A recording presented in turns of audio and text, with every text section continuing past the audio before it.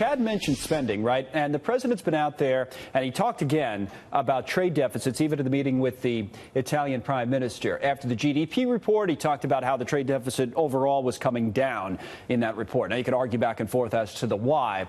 But here's the point. That's that type of a deficit, right? The trade deficit. But what about our budget deficit? Neil did a very interesting interview with Kevin Hassett at the Council of Economic Advisors, who's one of the president's top economic advisors, pressing him on just that. First, let's take a listen. But the president never mentions the budget deficit. We're looking at a $1 trillion one this year, likely a $1 trillion one next year. Does he care about it? Talk to you about it? Oh, he sure does, and I disagree that he never mentions it. In fact, you might recall that when he saw the spending deal, that he was very pleased to see the military spending he wanted, but was concerned that perhaps there was too much other spending. But I would guess that in the next budget negotiation that we're going to have to draw a much harder line on spending. All right, let's bring in Douglas Holtz-Eakin to talk a little bit more about this, American Action Forum president. And, Doug, to me, I know Kevin can push back on this and say that, give some examples of where the president mentioned it, but you know Neil's point. I mean, he talks far more about the trade deficit than he does certainly almost anything else, but certainly more than he talks about the budget deficit. The point would be, is now, the economy's doing well at 4% growth. Is maybe now the time to finally tackle these sorts of things? You really don't hear much about it.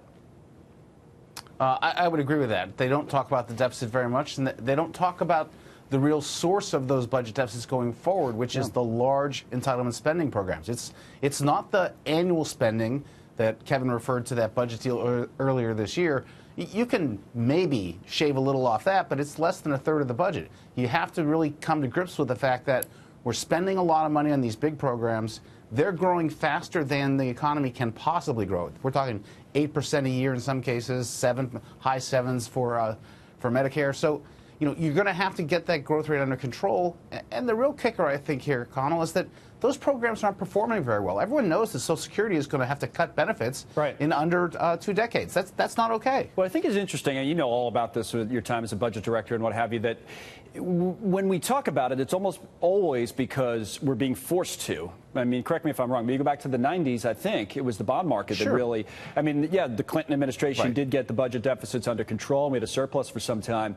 But even they were kind of forced into it, right? The bond market dictated that. And I'm thinking that in order for it to happen again, something similar would have to take place, don't you think? Or?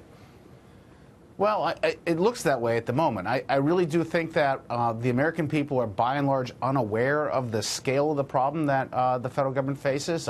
We went 8 years with President Obama saying, hey, there's nothing wrong here that we can't fix by just taxing rich people.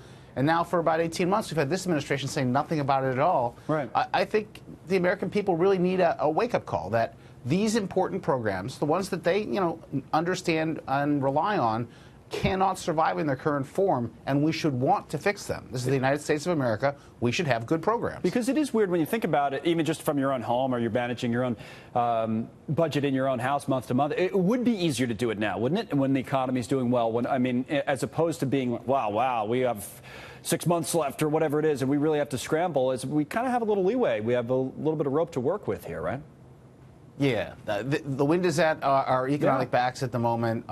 This is the time to really take a look at what needs to be done and get it in place so that people know what the deal is. It's also important to move early so people can make plans. And so I completely agree with you. Now is the time. It's probably later than I would have liked to have done it. Sure. But, take the opportunity. And it won't happen, will it? No, it won't. To answer my own question.